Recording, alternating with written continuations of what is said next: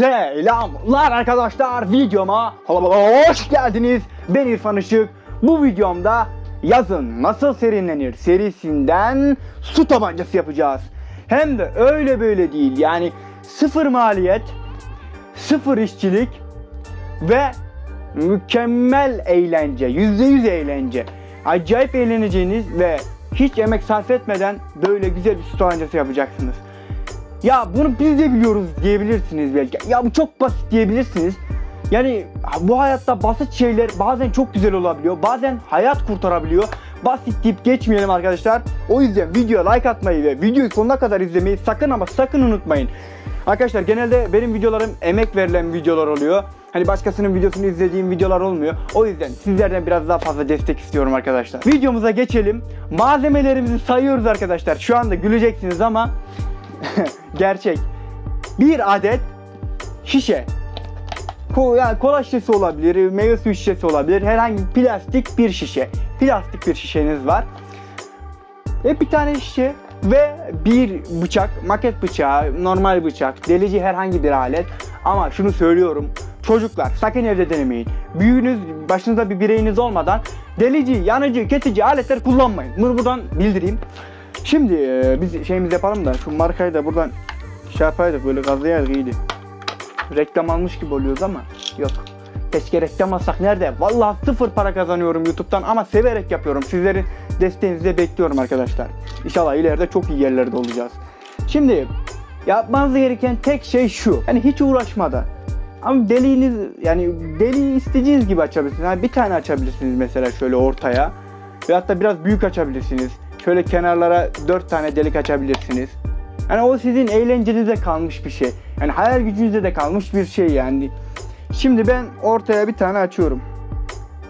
Böyle kapakları böyle farklı farklı şey yapıp da böyle hani namlu ucu gibi de yapabilirsiniz. Mesela bunu çıkardınız. Mesela dörtlüyü aldınız, dörtlüyü attınız, taktınız. Daha böyle şeylerde yapabilirsiniz. Mesela geliştirebilirsiniz. Benden size tavsiye. Şimdi ben sadece ortaya bir delik açmayı düşünüyorum. İnşallah açabilirim maket bıçağıyla. Yani fazla zorlanacağınız bir video değil. Kısa bir video olacak zaten. Eğlenebileceğiniz, havalar çok sıcak. Bildiğiniz üzere havalar bayağı bir sıcak. Daha da sıcak olacak. O yüzden sizlere yani bu yazın serinleme videosu nedir ya, bu nedir ya diyorsunuz. Yani hem izlendiği için hem de yaz abi yaz, yani yazın serinleme videosu atmayacağım da ne videosu atacağım? Yazın güneşlenme videosu mu atacağım? Arkadaşlar videoyu sonuna kadar izlemeyi, paylaşmayı sakın unutmayın. Lütfen, bu benim için önemli.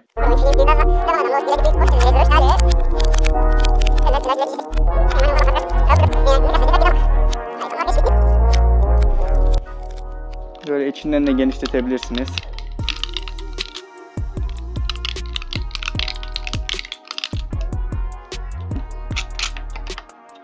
Tamamdır arkadaşlar. Bıçağımızı koyuyoruz güzelce de bir kenarya. Yani böyle yerlere de koymayalım. Tabancası. Deliğimizi böyle açtık arkadaşlar kapağımıza. Farklı delikler açabilir, farklı kapaklarda böyle namlu ucu olaraktan kullanabilirsiniz. Sizlere güzel bir fikir vereyim. Dekorlarım nasıl? Dekorlarımın nasıl olduğunu yorumlarda görmek istiyorum. Hepsini el emeği kendim yaptım. Hepsinin de videosu var. Daha böyle farklı dekorlar istiyorsanız onlar da yapabilirim. Şey vardı, Mjolnir vardı, torun çekici. Ama o şey oldu arkadaşlar, yani bayağı ağır olunca betondan yaptıydım onu. Onu böyle bu yerlere koyamam, o yüzden yani. Yorumlara bekliyorum. AWP'nin boyanışını çekmedim, 8x'i çekmedim ama olsun. Bunların videosunu da kartlardan izleyebilirsiniz arkadaşlar, ulaşabilirsiniz tuzak kartlardan. Hadi su tabancamızın çalışmasını izleyelim. Nasıl, ne kadar güçlü ve eğlenebiliyor muyuz onu görelim, hadi. Suyumuzu dolduruyoruz arkadaşlar. Sonuna kadar, ağzına kadar doldurabilirsiniz isterseniz, keyfinize kalmış. Suyumuzu dolduruyoruz. Evet arkadaşlar şu anda su tabancamızı deniyoruz. Bu kadar basit bir şey. Oğlum çok iyi, vallahi gerçekten çok eğlenceli ya.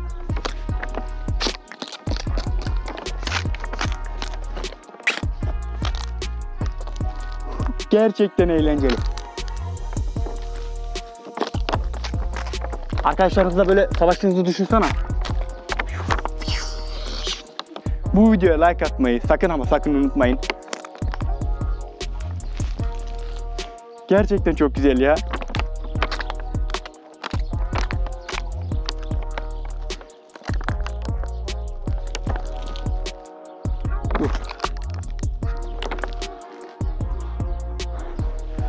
Arkadaşlar gerçekten güzel bir fikir. Sıfır maliyet, sıfır işçilik, çok güzel eğlence. Arkadaşlarınızla toplanıp böyle eğlenebilirsiniz yazın serinde.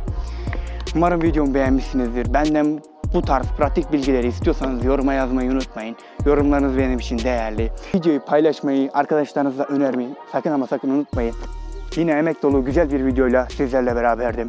Umarım beğenmişsinizdir. Bir dahaki güzel videolarımda karşınızda olmak üzere. Hoşça kalın, sağlıcakla kalın. Bay bay.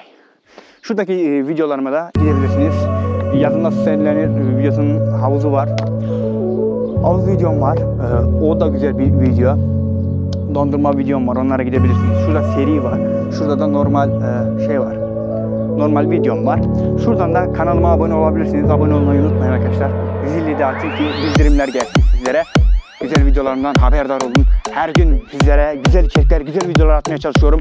Desteğinizi kesmeyin. Hoşçakalın, sağlıcakla kalın. Çok iyi değil mi ya?